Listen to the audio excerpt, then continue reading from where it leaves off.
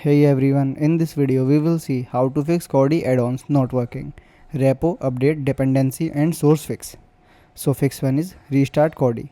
Close Kodi completely, then wait 20 to 30 seconds. Open Kodi again and test the add-on.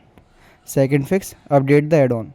Open Kodi, go to add-on, find the add-on that's not working, then open its information page.